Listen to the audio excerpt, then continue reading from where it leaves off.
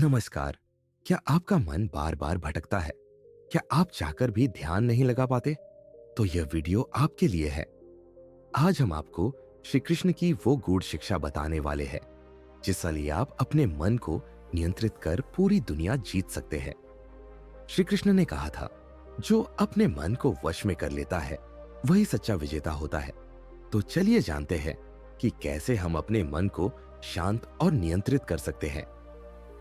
आप चिंता, क्रोध और नकारात्मक विचारों से परेशान हैं। आज हम श्री कृष्ण की वो अनमोल शिक्षा समझेंगे जो हमें न सिखाती कि ऐ मन को कैसे वश में किया जाए।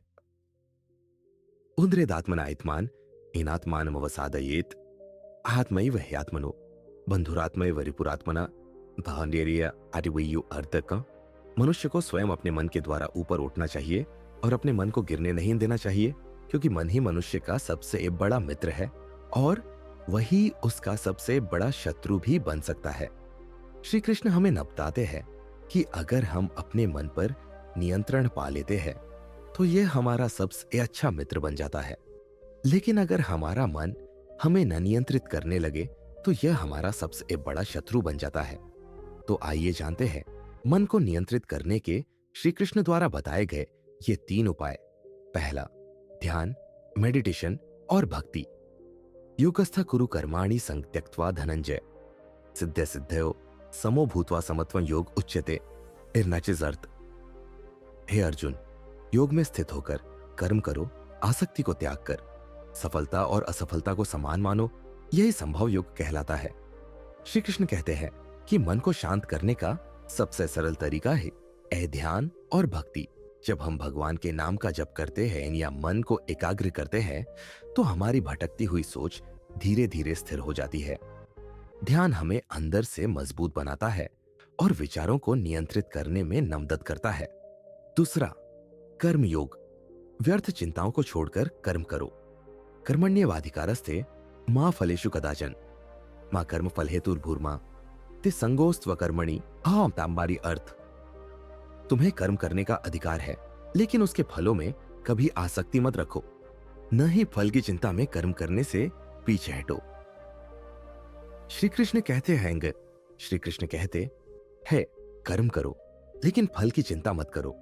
जब हम अपने कार्य पर ध्यान केंद्रित करते हैं और भविष्य की चिंता छोड़ देते हैं तो मन स्वतः ही शांत और संतुलित हो जाता है। हमारा ध्यान सिर्फ अपने प्रयासों पर होना चाहिए, न कि उनके परिणामों पर। तीसरा, इंद्रियों को नियंत्रित करो। यह शास्त्र विधि मुत्सृज्य वर्तते कामकारतः नन स सिद्धिम अवाप्नोति न सुखदायन पराम गतिम। अर्थ, जो व्यक्ति शास्त्रों के नियमों की अवहेलना कर अपनी इच्छाओं के अनुसार आचरण करता है उस इन सिद्धि प्राप्त होती है, न सुख और न ही वह परम गति को प्राप्त कर सकता है। श्री कृष्ण बताते हैं कि हमारा मन उन्हीं चीजों की ओर भागता है जो इंद्रियों को सुख देती है। अगर हम खाने, देखने, सुनने और बोलने में अनसंयम रखते हैं तो हमारा मन धीरे धीरे स्थिर होने लगता है। संयम और अनुशासन से हम अपने जीवन को सही दिशा में ले जा सकते हैं। शांति नापनोति कुत सुखम। अर्थ, जिसका मन नियंत्रित नहीं है उस इन तो बुद्धि प्राप्त होती है, न भक्ति और न ही शांति। और जिसे शांति नहीं न मिलती उस ई सुख कैसे मिल सकता है। श्री कृष्ण हमें न सिखाते हैं कि जो व्यक्ति मन को नियंत्रित कर लेता है उसके लिए यह मित्र बन जाता है, लेकिन जो इस भटकने देता है यह सबसे बड़ा शत्रु बन जाता है। तो दोस्तों, अगर आप भी अपने मन को नियंत्रित करना चाहते हैं और जीवन में सच्ची सफलता पाना चाहते हैं तो श्री कृष्ण के इन उपदेशों को अपनाइए। ध्यान करें, निष्काम कर्म करें और इंद्रियों पर नियंत्रण रखें। अगर आपको यह वीडियो पसंद आया हो तो लाइक और शेयर जरूर करें। और हाँ, ऐसी ही अद्भुत आध्यात्मिक ज्ञान पान के लिए चैनल को सब्सक्राइब करना ना भूलें। मिलते हैं अगले वीडियो में। जय श्री कृष्ण।